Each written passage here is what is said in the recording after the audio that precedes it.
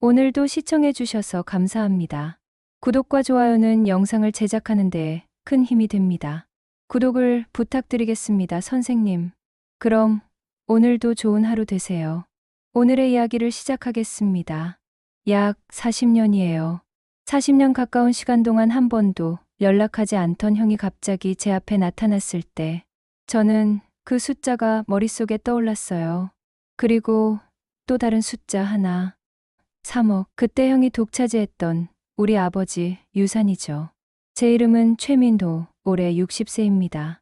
서울에서 한 식당을 운영하고 있어요. 형인 최민수는 저보다 3살 위에요. 예전에는 저보다 훨씬 잘 살았는데 지금은 아니니까요.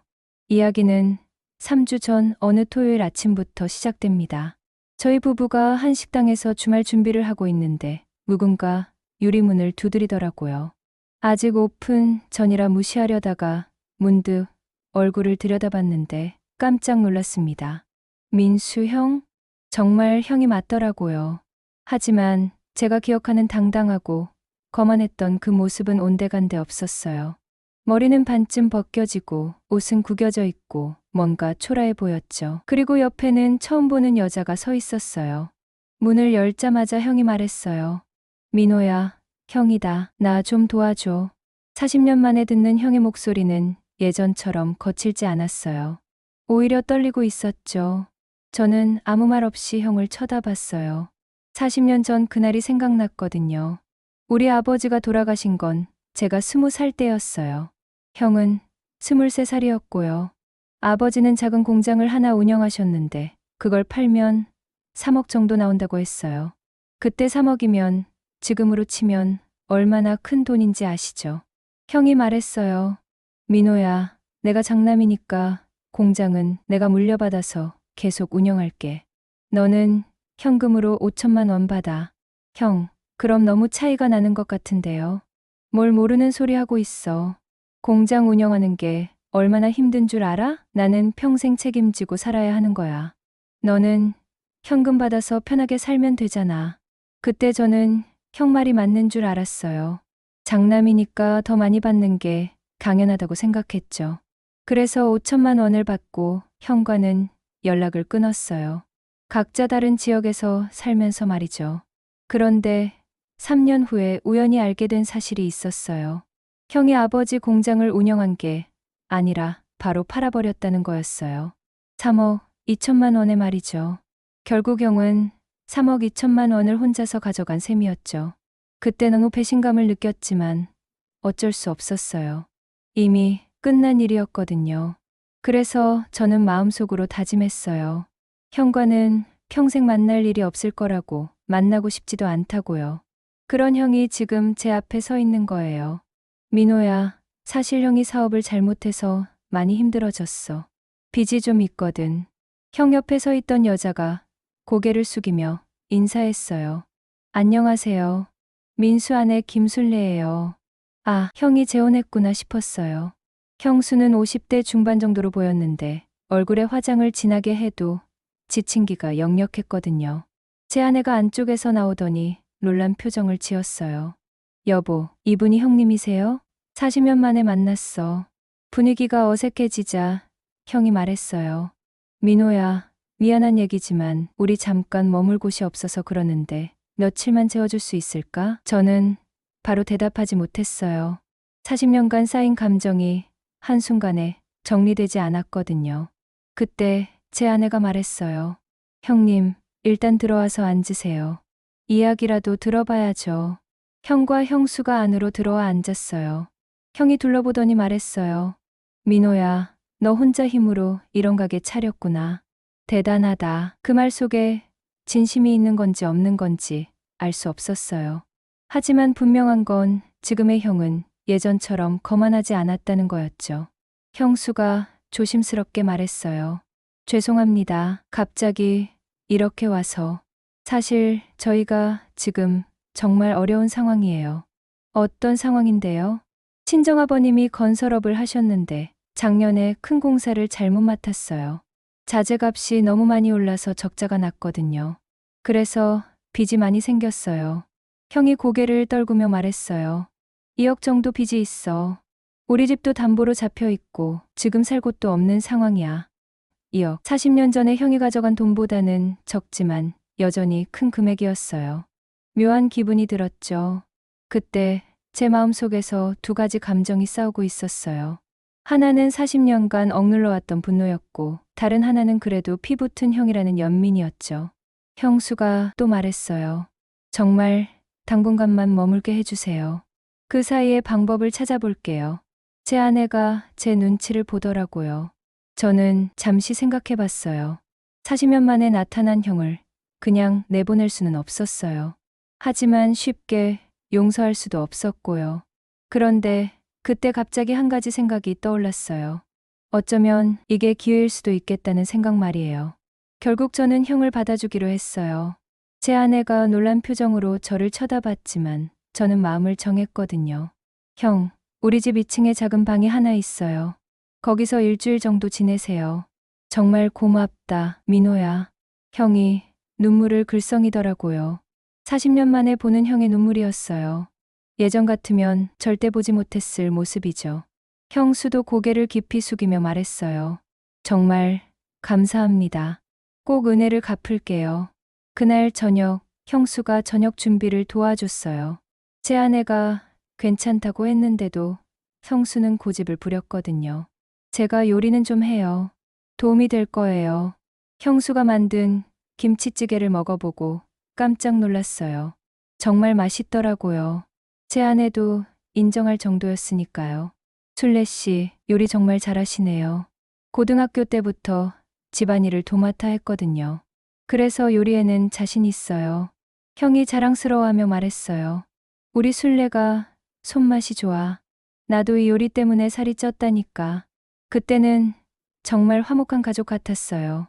40년 동안 잊고 있던 형제의 정이 다시 살아나는 것 같았죠. 며칠 후 형수가 조심스럽게 말했어요.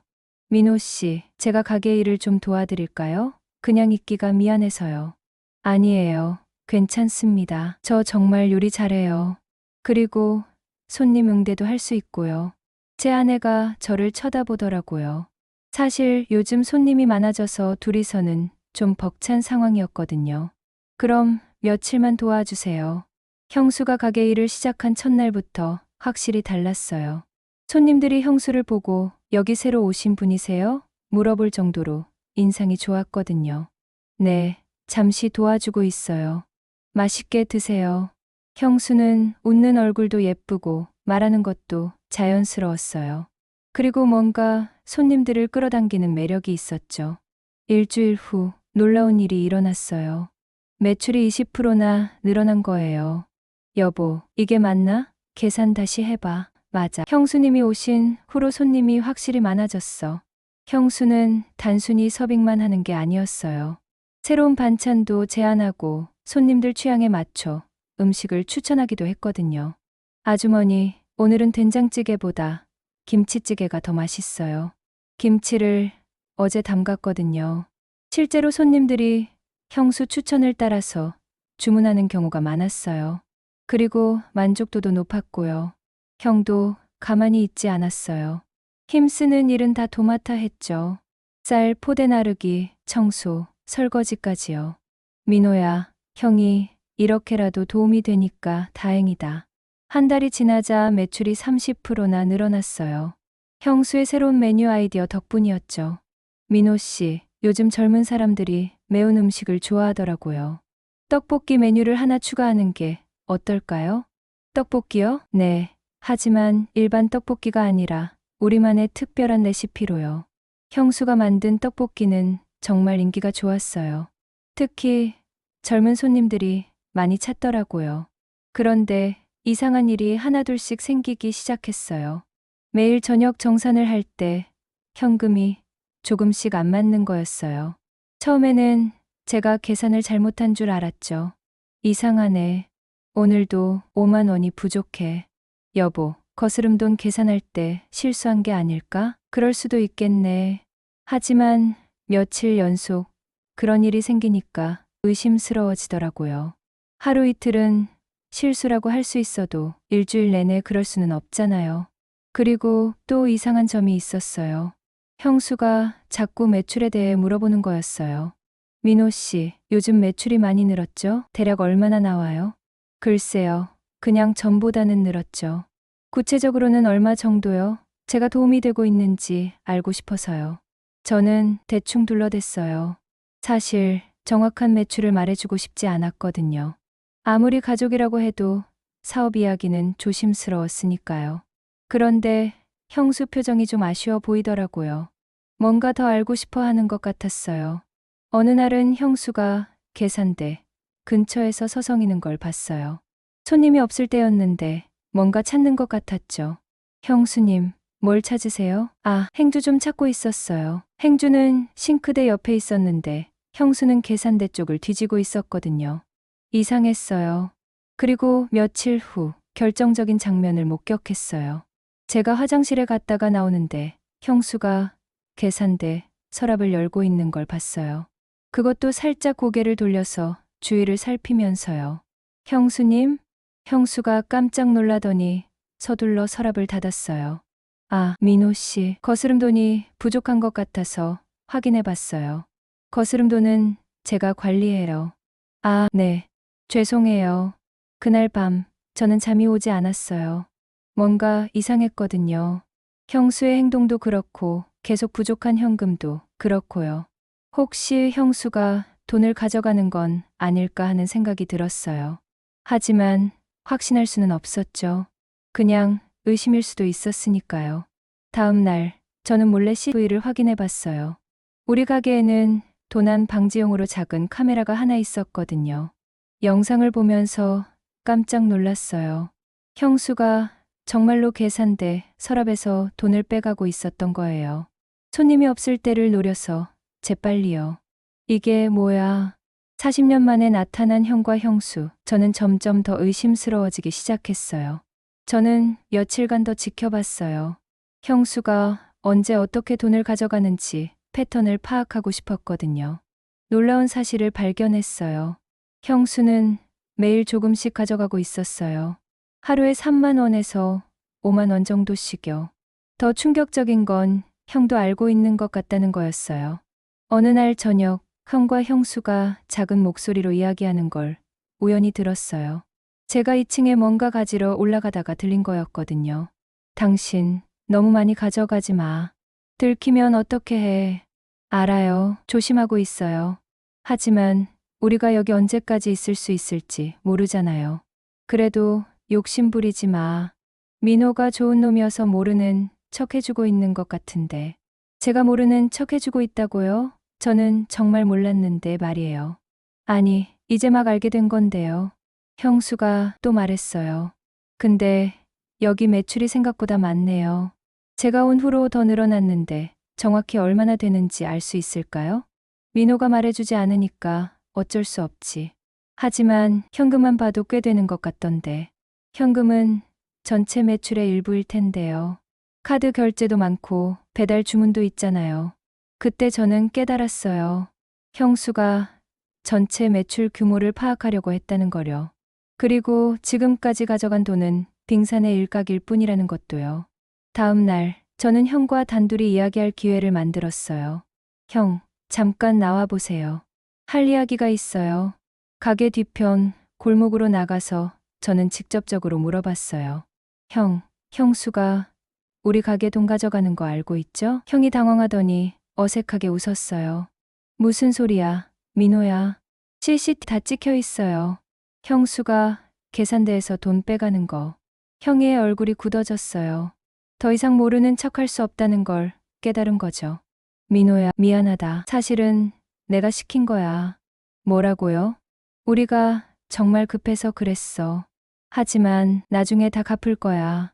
형, 그게 문제가 아니에요. 왜 말을 안 하고 몰래 가져갔어요? 돈이 필요하면 말을 하든지. 말하기가 미안했어. 이미 신세를 많이 지고 있는데. 형이 고개를 숙이며 말했어요. 하지만 저는 뭔가 이상했어요. 형의 반응이 너무 예상 범위 아니었거든요. 마치 이런 상황을 대비해서 준비해둔 대답 같았어요. 형, 정말 급해서 그런 거예요? 그럼 뭐 다른 이유가 있겠어? 그럼 왜 형수가 우리 매출 규모를 그렇게 궁금해해요? 어제 들었어요. 전체 매출이 얼마인지 알고 싶다고. 형이 잠깐 말문이 막혔어요. 그러더니 급하게 말했어요. 아, 그건 술래가 미안한 마음에 그런 거야. 자기가 얼마나 도움이 되는지 알고 싶어서. 정말요? 저는 형을 똑바로 쳐다봤어요. 40년 전부터 형은 거짓말할 때 눈을 제대로 마주치지 못했거든요. 지금도 마찬가지였어요. 형, 솔직히 말해주세요. 뭔가 다른 계획이 있는 거 아니에요? 무슨 계획, 민호야? 너 형을 뭘로 보는 거야? 형이 목소리를 높였어요. 하지만 그럴수록 더 의심스러웠죠. 그날 밤, 저는 제 아내와 상의했어요. 여보, 형님들이 뭔가 이상해. 나도 느꼈어. 술래 씨가 너무 매출에 관심이 많더라. 그리고 오늘 형한테 직접 물어봤는데 대답이 좀 이상했어. 어떻게 이상했는데? 뭔가 미리 준비해둔 대답 같았어. 그리고 눈을 제대로 못 마주치더라. 제 아내가 걱정스러운 표정으로 말했어요. 여보, 혹시 형님들이 우리 가게를 노리고 온 건 아닐까? 그 말을 듣는 순간 소름이 돋았어요. 제가 막연하게 느끼고 있던 불안감이 구체적인 모습을 드러내는 것 같았거든요. 설마 그럴까? 생각해봐. 40년간 연락도 없던 사람이 갑자기 나타났잖아. 그것도 하필 우리 가게가 잘 되기 시작할 때. 하지만 형들이 온 후에 매출이 늘어난 거잖아. 그게 함정일 수도 있어. 매출을 늘려놓고 나서 더 큰 걸 노리는 거 아닐까? 제 아내 말을 들으면서 여러 가지가 퍼즐처럼 맞춰지기 시작했어요. 형수가 처음부터 요리를 너무 잘했던 것, 손님 응대에 익숙했던 것, 새로운 메뉴를 자신 있게 제안했던 것. 마치 이미 음식점 운영 경험이 있는 사람 같았어요.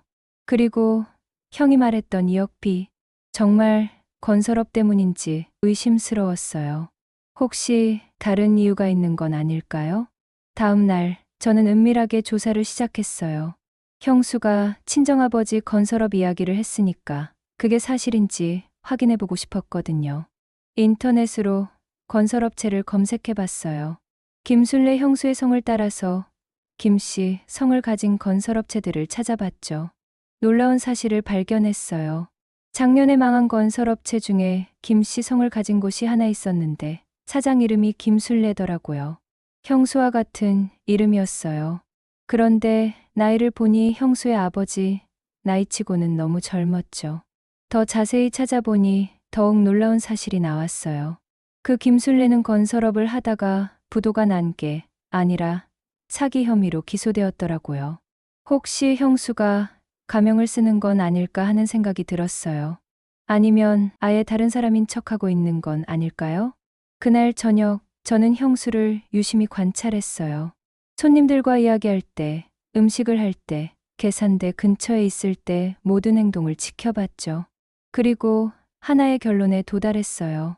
형수는 단순히 돈을 훔치는 게 아니었어요. 뭔가 더 큰 계획이 있었어요. 그리고 그 계획에 형도 완전히 동참하고 있었고요. 분명한 건 제가 위험에 처해 있다는 것이었어요. 가만히 있을 수 없었어요. 다음 날, 저는 좀 더 구체적인 조사를 시작했어요. 형수가 정말 김술래가 맞는지 확인해보고 싶었거든요. 점심시간에 형수에게 자연스럽게 물어봤어요.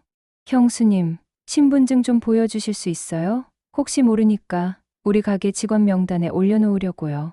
형수가 잠깐 당황하는 표정을 지었어요. 아, 신분증요? 지갑을 방에 두고 왔네요. 나중에 가져다 드릴게요. 괜찮아요. 급한 건 아니니까요. 하지만 형수는 끝내 신분증을 가져오지 않았어요. 며칠이 지나도 계속 핑계를 댔죠. 깜빡 잊었네요. 지갑을 어디 뒀는지 모르겠어요. 이상했어요. 신분증 하나 보여달라는 게 그렇게 어려운 일일까요? 그래서 저는 다른 방법을 생각해 봤어요. 형수가 건설업에 대해 얼마나 아는지 테스트해 보기로 했어요.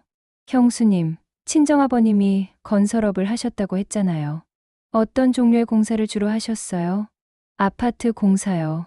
주로 인테리어 쪽이었어요. 인테리어요? 그럼 자재는 주로 어디서 구입하셨어요? 형수가 또 잠깐 멈칫했어요. 그건 제가 잘 몰라요. 아버님이 직접 하셨거든요. 그래도 집에서 이야기 들으셨을 텐데요. 저는 결혼하고 나서 따로 살았어서 잘 모르겠어요. 형수의 대답은 애매했어요. 친정아버지가 건설업으로 망했다고 했으면서 정작 구체적인 건 하나도 모르더라고요. 그날 저녁 저는 인터넷으로 더 자세히 조사해 봤어요. 김순례라는 이름으로 검색해 보니 놀라운 기사가 나왔어요. 건설업체 대표 김순례, 공사대금, 허위 청구로 기소. 기사를 자세히 읽어보니 더욱 충격적이었어요. 김순례는 여러 공사 현장에서 허위로 공사대금을 청구해서 원을 가로챈 혐의를 받고 있었어요. 그리고 기사에 나온 사진을 보고 깜짝 놀랐어요. 우리 집에 있는 형수와 똑같이 생긴 여자였거든요. 이제 확신할 수 있었어요. 형수는 김순례 본인이었고 건설업체 사장이었어요. 그리고 사기꾼이었죠. 그렇다면 형은 어떨까요? 형도 이 사실을 알고 있는 걸까요? 저는 형의 진짜 상황도 궁금해졌어요. 정말 사업 실패로 2억 빚을 졌을까요? 인터넷으로 형 이름인 최민수로 검색해봤어요. 하지만 별다른 정보는 나오지 않았죠. 그런데 며칠 후 우연히 중요한 단서를 발견했어요. 형이 전화통화를 하는 걸 들었거든요. 제가 2층에서 내려오다가 우연히 들린 거였어요. 응, 계획대로 진행되고 있어. 동생은 아직 모르는 것 같고, 우리 순례가 정말 연기 잘하지? 동생 부부가 완전히 속고 있어. 매출, 현금만 월 2천만 원은 나오는 것 같아. 카드하고 배달 합치면 좀 더 될 거야. 그래, 시간이 좀 더 필요해. 급하게 하면 들킬 수 있어. 저는 문 뒤에서 숨을 죽이고 들었어요. 형이 누군가와 계획적으로 뭔가를 꾸미고 있다는 게 확실해졌거든요. 형이 전화를 끊고 나서 저는 조용히 제 방으로 들어갔어요. 마음이 복잡했어요. 40년 만에 나타난 형이 처음부터 저를 속이려고 했다는 게 믿어지지 않았거든요. 다음 날, 저는 더 충격적인 사실을 알게 됐어요. 단골 손님 중에 부동산 중개업을 하는 김 사장님이 계셨는데 그분이 이상한 이야기를 하더라고요. 사장님, 요즘 이 근처에 누가 부동산 알아보더라고요. 부동산을요? 네, 음식점 하기 좋은 자리를 찾는다면서요. 특히 이 건물 같은 곳을 관심 있어 하던데.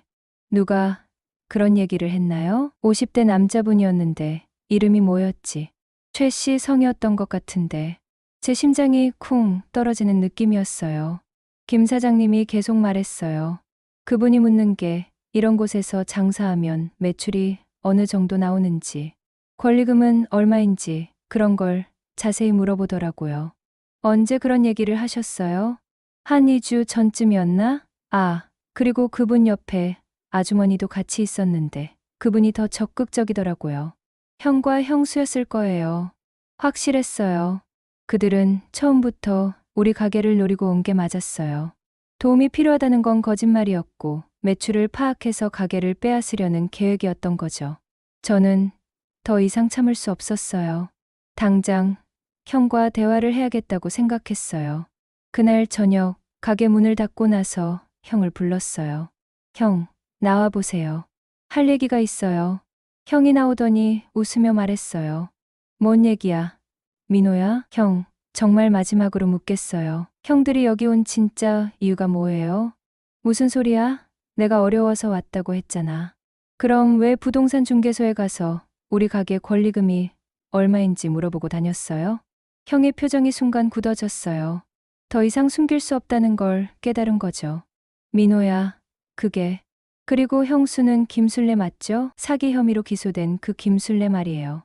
형이 한숨을 크게 쉬더니 말했어요. 어떻게 알았어? 인터넷에 다 나와 있더라고요. 형, 대체 뭘 하려는 거예요? 형이 잠시 말을 못하다가 고백했어요. 민호야, 사실 우리가 이 가게를 인수하려고 했어. 인수를요? 너한테서 가게를 사서 직접 운영하려고 했지. 하지만 나쁜 마음은 아니었어. 나쁜 마음이 아니라고요. 그럼 왜 처음부터 말을 안 했어요? 너희 부부가 쉽게 팔려고 하지 않을 것 같아서. 그래서 일단 들어와서 가게가 얼마나 잘 되는지 파악하고 나중에 적당한 가격을 제시하려고 했어. 저는 어이가 없었어요. 40년간 연락도 하지 않던 형이 나타나서 제 가게를 빼앗으려고 했다니요. 형, 그렇다면 처음부터 솔직하게 말했어야죠. 이렇게 속이면서까지 할 일이었어요? 미안해, 민호야. 하지만 우리도 급했어. 급했다고 해서 동생을 속여도 되는 거예요? 형이 고개를 숙였어요.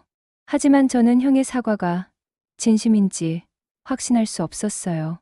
더 중요한 건 이제 어떻게 해야 하느냐는 거였어요. 형과 형수를 당장 내보내야 할까요? 아니면 다른 방법이 있을까요?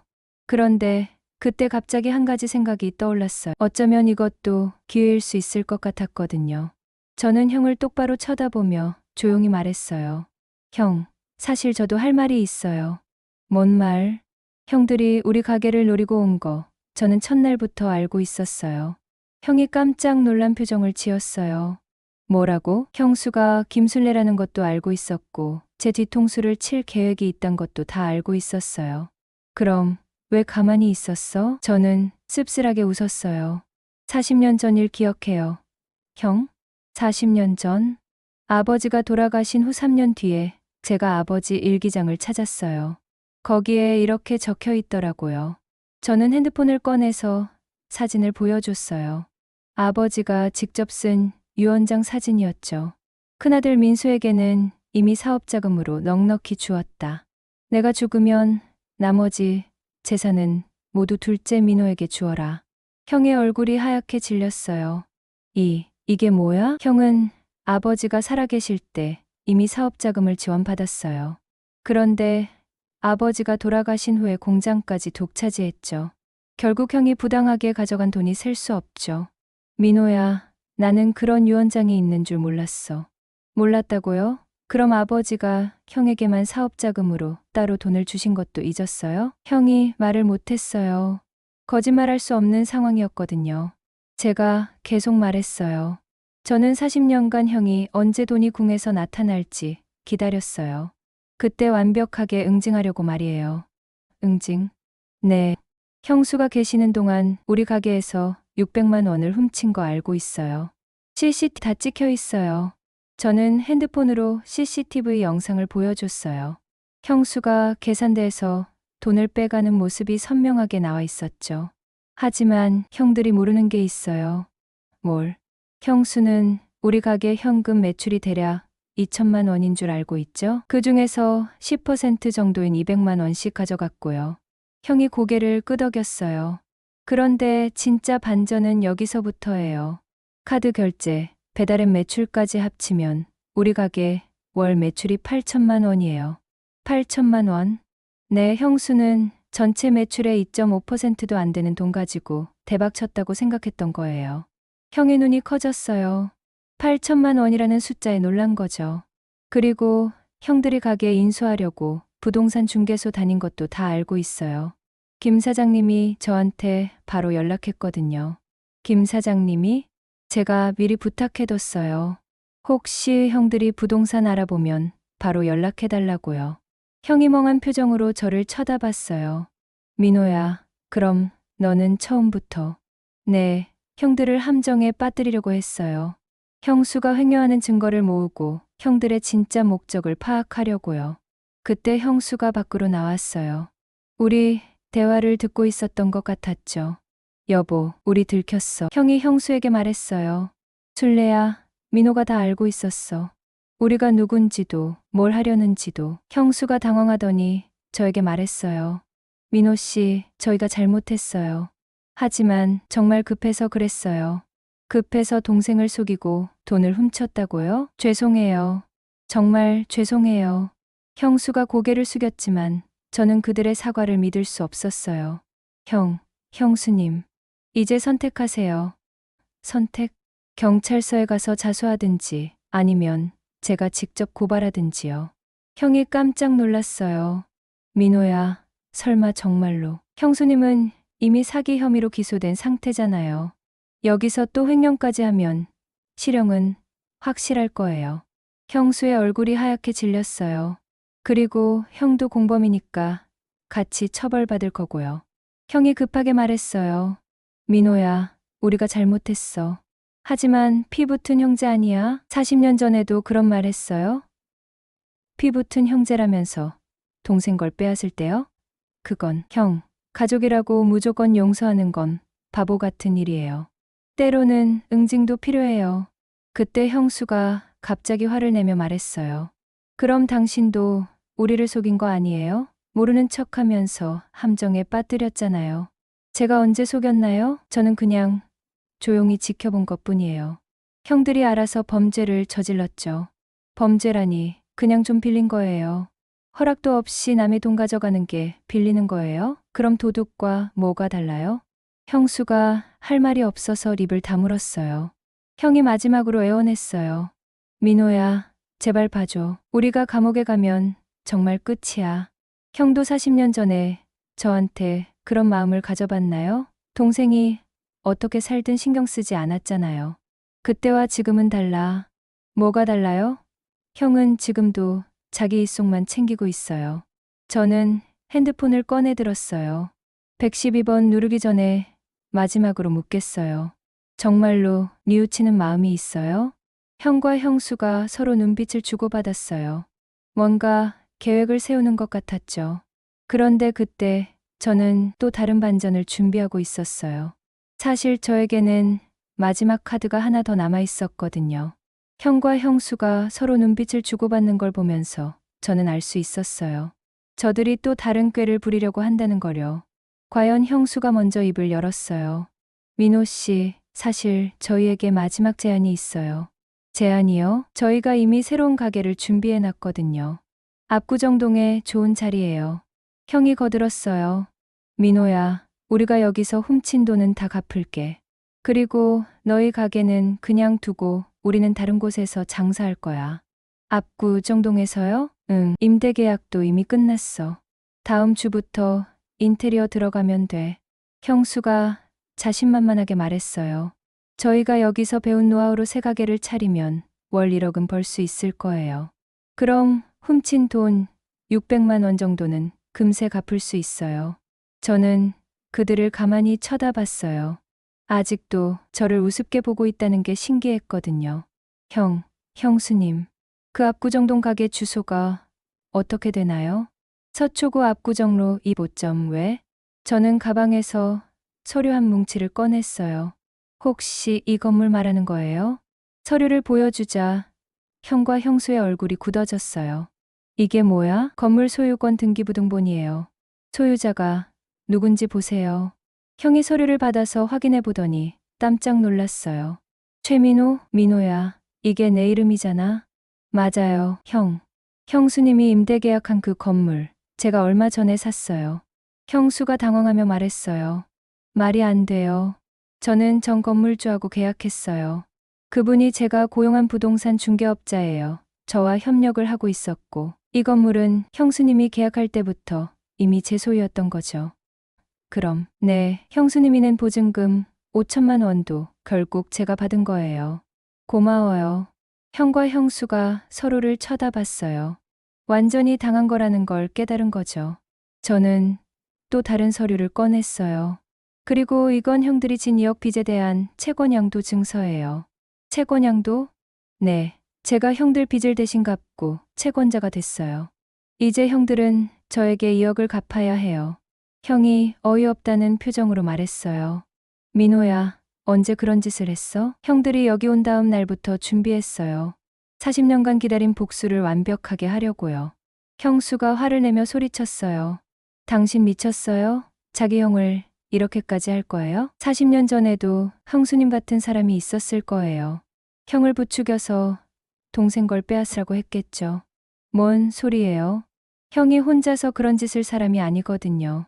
누군가 뒤에서 부추겼을 거예요. 형수님처럼요. 형이 급하게 말했어요. 민호야, 정말 미안해. 내가 잘못했어. 용서해줘. 40년간 기다려온 사과네요. 형, 제발 봐줘. 우리가 어떻게 2억을 갚아? 저는 차분하게 말했어요. 방법이 있어요. 뭔 방법? 압구정동 가게에서 열심히 장사하세요. 월 1억씩 번다고 했잖아요. 2년이면 다 갚을 수 있어요. 하지만 그 건물도 내 거잖아. 임대료는 받을 거예요. 시세대로요. 그리고 매출의 30%는 빚 갚는 용도로 저에게 주세요. 형수가 절망적인 표정으로 말했어요. 그럼 우리는 평생 당신 밑에서 일해야 한다는 거예요? 싫으면 다른 방법도 있어요. 뭔 방법? 감옥에 가세요. 횡령죄와 사기죄로요. 형과 형수가 말을 못했어요. 저는 마지막으로 말했어요. 형, 40년 전에 형이 저에게 한 말 기억해요? 내가 장남이니까 당연하다고 했죠. 이제 저도 같은 말 하겠어요. 제가 채권자니까 당연해요. 형이 고개를 떨구며 말했어요. 민호야, 형이 정말 잘못했어. 이제 알겠어요? 응, 알겠어. 그럼 열심히 일하세요. 빚 다 갚을 때까지요. 3개월 후, 형과 형수는 압구정동에서 가게를 열었어요. 제가 건물주로서 관리하면서 매출도 체크하고 있죠. 형들은 정말 열심히 일하고 있어요. 선택의 여지가 없으니까요. 그리고 매달 제 통장으로 들어오는 임대료와 빚 상환금을 보면서 생각해요. 40년 전에 형이 제게 했던 말을요. 공장 운영하는 게 얼마나 힘든 줄 알아? 이제 형이 알 거예요. 진짜로 힘든 게 뭔지요. 저는 여전히 우리 한식당을 운영하고 있어요. 월 매출 8천만 원짜리 가게를요. 형들이 꿈꿨지만 결국 손에 넣지 못한 그 가게를요. 가끔 형이 안부 전화를 해요. 민호야, 우리 열심히 하고 있어. 고생하세요. 형, 언제까지 이렇게 살아야 하나? 빚 다 갚을 때까지요. 형이 한숨을 쉬며 말해요. 알겠어. 전화를 끊고 나면 저는 생각해요. 복수가 이렇게 달콤한 줄 몰랐다고요. 40년이라는 시간이 필요했지만 결국 정의는 승리했어요. 그리고 또 생각해요. 세상에는 참 많은 형들이 있을 거라고요. 동생 걸 빼앗고도 당연하다고 생각하는 그런 형들이요. 하지만 언젠가는 대가를 치르게 될 거예요. 저처럼 40년을 기다리는 동생이 있을 수도 있으니까요. 인생은 참 길어요. 그리고 복수는 차갑게 식혀서 먹는 게 가장 맛있다고 하죠. 40년간 기다린 보람이 있었어요.